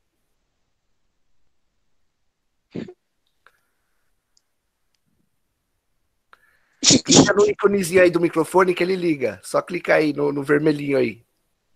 Tem que ver se ela está na frente do celular, né? Porque ela deve estar uma correria. Ela tá, eu tô vendo ela. Clica no ícone do microfonezinho aí, ó. Aê! Consegui! Aê! Muita dificuldade, gente. Boa tarde. Boa tarde. Tudo bem? Tudo. Tudo. E vocês? Eu tava tentando. Valvin. Boa tarde. Oi, Tassi. Quer dar um oi aí pro pessoal? Dar uma palavrinha aí? Estamos falando sobre racismo. Pode continuar. Eu entrei agora. Daqui a pouco eu dou uma palavrinha. Tá, ok. Estou aqui na escola. Tá certo. Tá bom? Pode continuar, que daqui a pouco eu falo alguma coisa. Vocês estão de parabéns. Ok, obrigado. Bom, pessoal, Então, dentro disso que nós estávamos falando, né, dessa questão econômica, e até que o José Carlos falou também, eu acho que é muito interessante a gente pensar o seguinte, que para vocês terem uma ideia, né, como eu disse, dentro dessa lógica histórica, né, eu coloquei aí o Brasil como o último país, né, nesse tipo de escravidão a libertar os escravos, e por uma pressão econômica mesmo, né, dos ingleses, tem algumas coisas ainda importantes para a gente pensar, né? O Brasil é um país onde a desigualdade social, econômica, ela é muito grande, ainda hoje, né? Nós temos uma desigualdade gigantesca. E o que acontece, pessoal? Para uma sociedade capitalista, por exemplo, como nós temos hoje, essa desigualdade também não é uma coisa positiva. Ela também é um problema. Né? E isso é o que, infelizmente, a elite brasileira ela não percebe. Que, por exemplo, se você tem, assim como não é viável num sistema econômico capitalista você ter escravos, porque escravos não consomem, se você paga mal os seus funcionários, acontece a mesma coisa. Esses funcionários que recebem mal vão consumir mal. Ou seja, se eu não tenho dinheiro, se eu não consumo, o que acontece? O país também não cresce.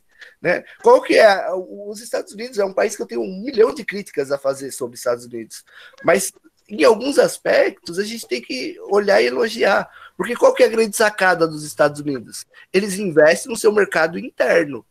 Porque, pessoal, quando você investe no mercado interno, ou seja, nos seus próprios do seu próprio povo, né? E se alguém se diz patriota hoje, eu acho que esse patriotismo devia estar aí.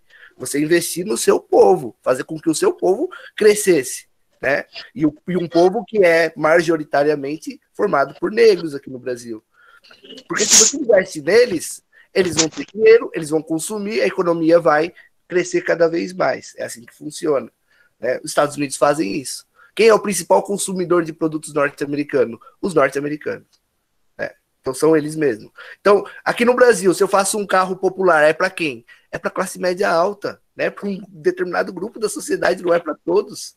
Né? Nos Estados Unidos, o carro popular e às vezes até o não popular é para a população, é para todo mundo. Né? É para o pedreiro, é para a faxineira, entende? Por quê? Porque quanto mais a sociedade consome, mais a economia fica estável e melhor é para todo mundo.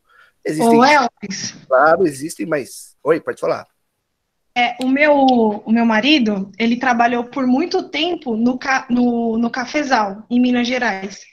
E uma coisa que ele falou para mim, esses dias não, faz um tempo, a gente estava passando no mercado, eu falei assim, Cris, vamos levar esse café aqui, porque ele é muito bom. Aí ele falou assim, não é. Eu falei, todo mundo gosta, ó, ele é caro, né? Ele é muito bom. Ele falou assim, Mayara, eu trabalhei por 5 anos no Cafezal. Os melhores cafés, grão de café, não fica aqui no Brasil. Ele vai para fora. O que a gente toma aqui, o café que a gente toma é resto de café. Os bons vão tudo para fora para fazer bonito, e os que ficam aqui dentro é resto. Então você já vê aí a jogada, né? A palhaçada. Exatamente. Essa questão do café é bem interessante, né? Porque os norte-americanos, não me lembro o ano, a indústria de sapatos do Brasil começou a mandar coisas, nossa produção para fora, para o norte-americano, certo? Numa taxação muito menor que a deles. E a organização, né, dos produtores de sapatos norte-americanos fizeram o quê? Boicotaram o café brasileiro que chegava lá. Então eles foram nos mercados, falaram com os donos dos mercados que eles iam colocar placas na prateleira onde tinha produto brasileiro. Qual era o principal produto? O café. E aí eles colocaram lá, não compre o produto do Brasil, esse café porque é brasileiro, né? E eles estão boicotando as indústrias norte-americanas. Resumo, os produtores de sapatos do Brasil voltaram atrás e aumentaram a taxa para competir, né? Para deixar a taxa norte-americana muito menor. Então eles têm essa questão de patriotismo, eles protegem o mercado consumidor deles. Então eles vão boicotar os sapatos, vão boicotar o produto que os Estados Unidos mais consumiam no momento, que era o café. Isso está no cerne do norte-americano, né?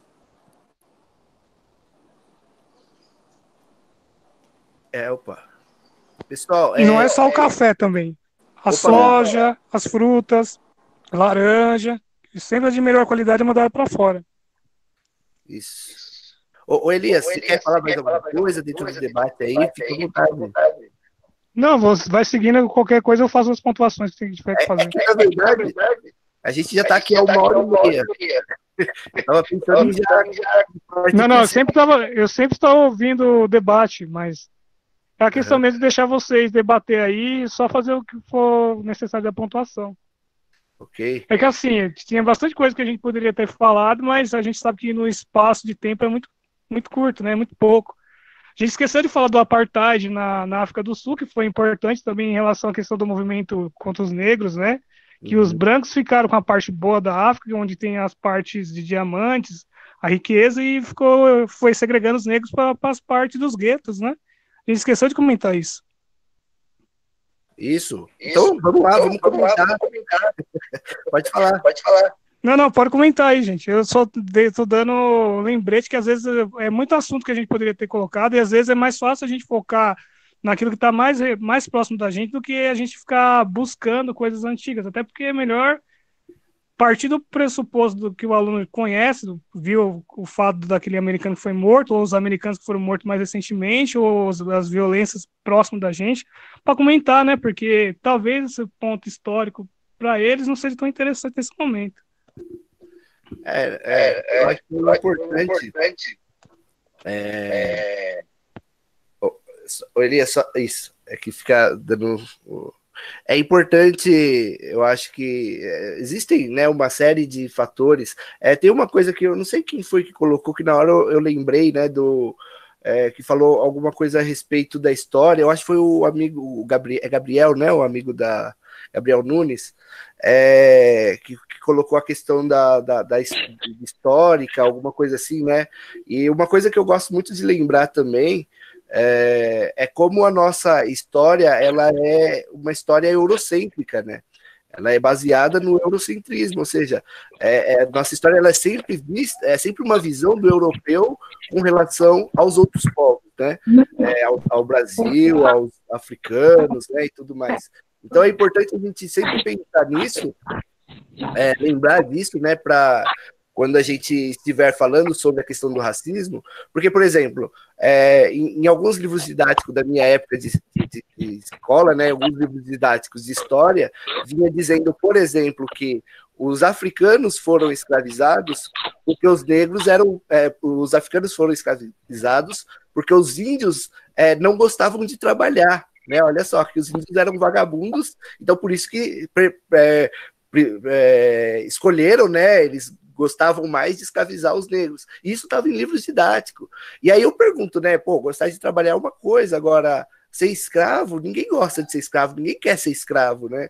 Então, se o índio resistir à escravidão, isso é óbvio, né? Eu também resistiria. Eu acho que qualquer um de nós aqui resistiríamos à escravidão, né? Então, assim, mas por que vinha isso, né, no livro didático? Porque era uma visão eurocêntrica, né? Era uma visão europeia da nossa história, da história do Brasil, né? E hoje ainda existe uma série de coisas. Eu lembrei do que o Gabriel falou sobre os monumentos, né? Poxa, gente, se eu tivesse poder na minha mão, nenhum bandeirante seria monumento em nome de avenida em nenhum lugar da nossa história, né? Porque os bandeirantes eram caras terríveis, né? Que só fizeram mal para nossa sociedade, naquele momento, naquele contexto, né? E aí nós temos lá Borba Gato, Fernão Dias, né? Anhanguera, ou seja, pessoas que nunca fizeram o bem para o nosso país, que fizeram só o mal, né? E aí a gente homenageia essas pessoas. E pessoas importantes, como o próprio Gabriel colocou, são esquecidas, né? Pessoas que fizeram coisas importantes do nosso país pelo fato ainda de serem negros, né? De não fazerem parte desse grupo específico, né? Desse estereótipo, acabaram sendo aí esquecidos na nossa história, né? Na nossa sociedade. E hoje há um movimento, claro, de retomada disso, mas ainda eu acho que falta muito, né, para a gente chegar a um patamar ideal aí, tá? Pessoal, eu vou passar assim, se alguém quiser fazer as considerações finais, né, para a gente concluir, porque já é 1h40 aí que a gente está aqui, e, né, eu acho que tocaram até o final da escola. Hã? Tocaram aqui o final da escola sendo instrucional? Verdade. O pessoal quer falar? Passar. Elvis, Eu Oi, queria pode falar. agradecer esse espaço de fala e de voz negra, né? Porque a sociedade ainda hoje sofre os problemas da escravidão e o racismo, mesmo sendo velado, inclusive com os ditados, por exemplo, eu não sou suas pretas, né? Vocês que são brancos que resolvam, coisa de negro, é coisa que a gente não percebe, mas que está até no nosso vocabulário, está intrínseco, está dentro de nós, né? E é isso, que se continue tendo esses espaços de fala, mesmo após passar esse período da morte do George Floyd e desse levante mundial contra o racismo. Obrigado e Certo. até mais. Obrigado pela participação. Ô, Regiane, professor, vai falar? você Oi, vê, pode falar. uma coisa interessante. Sabe a capoeira? Sim, Ela foi criada bem debaixo do nariz dos brancos. uhum, E eles ainda se achavam um máximo, sejando mais inteligentes, que têm mais poder, sendo que enquanto os negros, eles faziam uma luta para se protegerem. certo. Ou seja, existiu todo um movimento, uma cultura de resistência mesmo, né? Desde então, né? Uhum. Legal, muito legal. Gente, uma coisa que eu queria ressaltar também, que me deixa muito preocupado hoje, nós temos hoje, dentro da política brasileira, né, um espaço que é um espaço para falar sobre a cultura e a memória negra na nossa sociedade. Infelizmente, foi colocado uma pessoa lá que uma pessoa negra, né, num projeto que chama Zumbi dos Palmares, né, uma espécie de associação que existe no governo, governamental, né, e infelizmente essa pessoa ela refuta toda a história dos negros na sociedade, né, e para mim isso é muito cruel, né, recentemente ele ofendeu, né, movimentos negros e tudo mais. Eu acho que isso é muito cruel e temeroso mesmo, né? Ele está sendo processado, né? As pessoas estão em cima, porque infelizmente às vezes o governo ele parece que ele quer acabar com tudo aquilo que foi construído ao longo desses muitos anos aí, como se tudo fosse. E aí, desde uns 2, 3 anos para trás, inventaram um termo, né? Que hoje todas as pessoas, ou a maioria da sociedade, ela parece que ela quer justificar tudo com esse termo. São duas letrinhas, né? Mas que estão fazendo uma diferença muito grande hoje na sociedade, que é o tal do mimimi.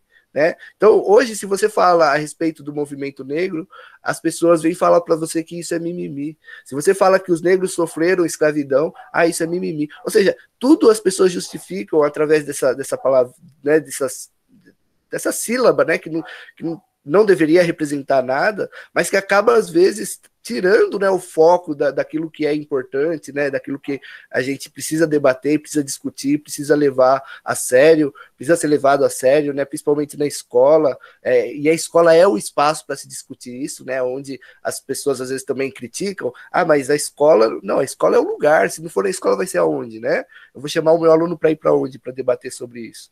É na escola, é ali que a gente precisa debater, né, e trazer essa questão, e mostrar, e tentar mudar as próximas gerações. Eu sei que essa geração que eu tô, ela não vai mudar do dia para a noite, mas eu acredito que a gente fazendo um trabalho a longo prazo, as coisas elas vão mudando, né, e infelizmente ainda tem pessoas que lutam muito contra isso, e isso é muito ruim para todos os tipos de movimento, né, porque eu acho que desde que seja legítimo, ele precisa acontecer, e as pessoas precisam, ao menos, ir atrás e saber como funciona, o que é, de onde veio, né, quais são as ideias e assim por diante. Tanto é que o governo anterior queria até colocar uma aula de história da África, né, no currículo, né, mas com esse governo novo até acabou matando essa ideia, né? Isso. Até colocou, né, na verdade, essa questão da história da África desde 2006, né, no currículo do 7º ano de História, a gente fala sobre a história da África, coisa que antes não tinha também, né, olha só, gente, que coisa, né, a história da África que a gente tinha era assim, então, os africanos foram escravos, chegaram aqui no Brasil, então a gente só falava sobre isso, né, e hoje a gente vê uma série de outros pontos aí que existem dentro dessa história, né, que é rica, que é formada por pessoas importantes dentro dos países, né, de cada país, né, você vê que a gente é tão assim com com relação a essa questão do continente africano, que às vezes a gente trata o continente africano como se o continente fosse um país, né?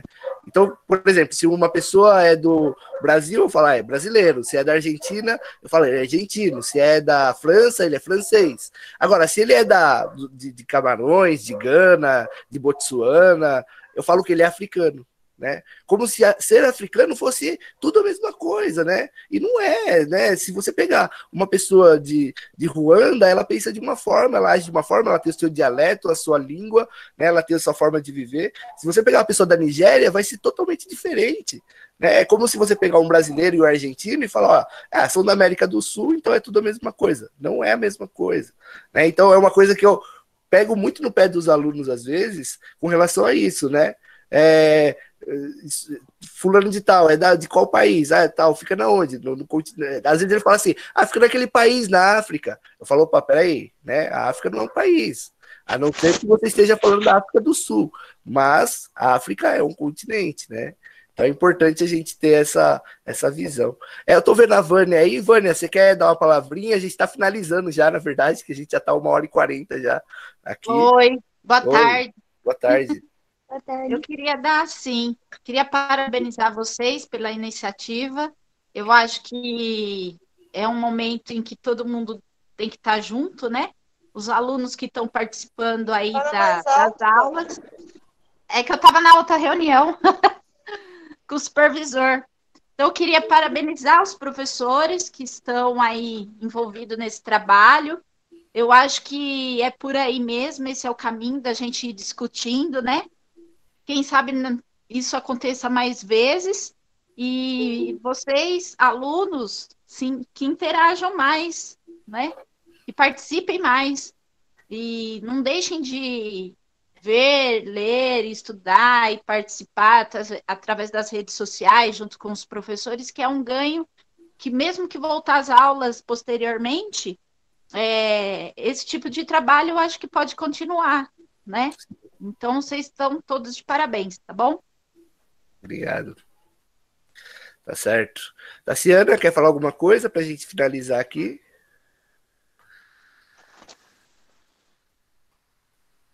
Tassiana, você está por aí? Tassiana, professora.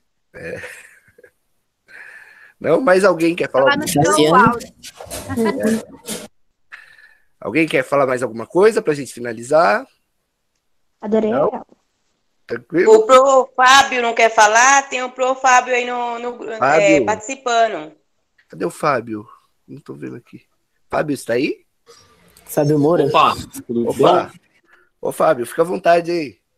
Opa, só vou finalizar com uma coisa aí, Elvis, que, assim, uns 20 anos atrás, eu era mais novo, e, tipo assim, você abordou aí que 90%, quando é uma batida policial, certeza que o negro vai ser abordado. E eu tava com uns amigos meus, na época, a gente tinha 15, 16 anos, e a gente foi abordado. E do jeito que foi, cara, parecia que a gente tava errado de andar com os meus amigos, entendeu? E isso não faz muito tempo, há 20 anos atrás, cara. Hoje eu tô com 35, tinha 15. É uma pena isso daí, que eu acho que isso daí tá longe de mudar, entendeu? Mas vamos caminhando para uma sociedade melhor aí. É bem interessante isso que você falou, porque esse professor Silvio Almeida, né? Que parecia, Elvis, que tipo assim, a gente estava errado de estar com os caras e, tipo assim, é muito amigo meu, os dois. Fomos, assim, esculachados de uma maneira que não foi uma vez não, cara. Foram 2, 3 vezes, parece, entendeu? Por a gente estar com os caras. Quando a gente estava sem eles, não tinha isso. Passava reto, né? Passava. É interessante, né, esse livro que esse professor Silvio Almeida, ele traz um relato bem interessante. Ele falou de uma mulher que escreveu um livro, né, 2 coisas que eu achei muito pertinentes do que eles falaram, né. Uma coisa foi que ele falou que foi conversar com algumas pessoas, teve uma mulher, uma escritora, que foi começar a fazer um livro sobre a questão do racismo, só que essa mulher, essa escritora, ela não foi falar com os negros, ela foi falar com pessoas brancas sobre racismo, né? Então ela chegou em algumas pessoas brancas e falou assim, olha, eu queria falar sobre racismo, né? Mas eu queria falar com pessoas brancas. Só que assim, ela queria ver a questão do racismo mesmo, né? E falar, tipo, a visão que os brancos têm a respeito do racismo, né? Aí uma coisa foi que uma dessas mulheres pegaram e falaram assim, nossa, até que enfim, né, mulher branca, até que enfim vão falar um pouquinho da gente. Ou seja, vão falar um pouquinho sobre os brancos. E não era essa a intenção, né? Então, tipo assim, ali já conotou, assim, que a mulher, tipo assim, ela não, né, não tinha noção dessa questão do racismo, como que ele é forte ainda, né? E o outro ponto é de um menino de rua, que era branco, e que ele vivia junto com os meninos de rua que eram negros, e esse menino, ele relata o quê? Que quando a polícia vinha para bater neles, né, nos meninos de rua, o que ele fazia? Ele colocava a mão no bolso e saía andando, normalmente, porque a polícia só batia nos negros, e por ele ser branco, ele passava despercebido. Né, ele passava como se ele não fosse o menino que estava ali junto com os demais. E é bem isso que você falou, né? Já aconteceu comigo, por exemplo, de eu estar num carro com minha cunhada, por exemplo, que é branquinha, a polícia parar, a minha cunhada vai dar os documentos do carro, né, para a polícia e tal. A polícia fala, não, tá tudo bem? Ela, tá tudo bem. Onde vocês estão indo? Ah, estamos indo em tal lugar. Colocou o farolzão lá na minha cara, tal, não sei o quê. Falou, mas tá tudo bem. Falou, tá. É meu cunhado, tal, não sei o quê. Aí ela, não, tô aqui. Minha cunhada insistiu, né? Falou, tá o documento do carro pra você ver, né? Ele falou, não precisa. Ele falou, então se tá tudo bem, você pode ir. Né? Ou seja, ele só parou porque ela estava me dando uma carona e eu, né, tava lá de boné, preto, dentro do carro, com uma branquinha, né? Então a polícia pensou, é assalto, é sequestro, é alguma coisa assim, né? Sequestro, então, verdade. São situações como essa, né, que pessoas negras passam diariamente, né? Então, que é importante a gente falar, ressaltar, né? Bom, pessoal, vamos lá, vamos concluir aqui. Então, então a gente conclui aqui, né? Ficamos quase do. Oi. Só tira uma dúvida aí que a gente tá ali no chat debatendo. Isso daqui é um debate ou uma conversa? É uma roda de conversa, né? Então tá respondido pro aluno que tava conversando. Tá. Cada um no chat. Tá dando sua opinião. Uma roda de conversa aqui, cada um falando. Debate seria mais se tivesse dois grupos e cada um defendendo uma posição, né, e tudo mais. Tá bom? Beleza, pessoal? Obrigado aí por todo mundo que participou, tá? Vamos pensar em outras questões aí. Uma questão legal que eu gosto de trabalhar também é a questão do feminismo, tá? Eu acho bem legal, machismo, feminismo, eu acho que é uma coisa legal da gente trabalhar. Eu vou pensar e estruturar, e aí eu passo para os professores aí, a gente vê aí a possibilidade para a Vânia, para a Tassiana, e aí a gente conversa um pouco sobre isso, que é bem legal também. Tá bom? Beleza? Tchau, galera. Vamos. Obrigado. Tchau, gente. Tchau, até a próxima. Tchau, professores. Tchau, alunos. Tchau, gente. Tchau. Tchau, tchau. Tchau, galera. Até a próxima aí que eu vou te ligar.